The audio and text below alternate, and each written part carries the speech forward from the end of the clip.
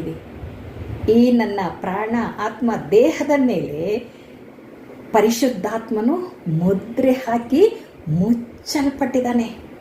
ಆತನಲ್ಲಿ ನಾವು ಸುರಕ್ಷಿತರಾಗಿದ್ದೇವೆ.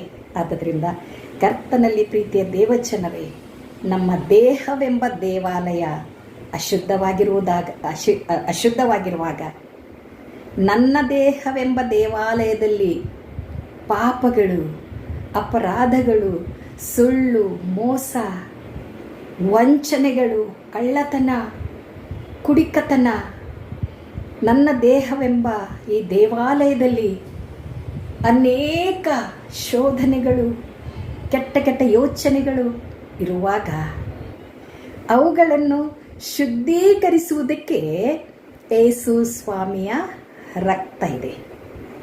ಆದ್ದರಿಂದ ಯೇಸು ಸ್ವಾಮಿ 2 ಸಾರಿ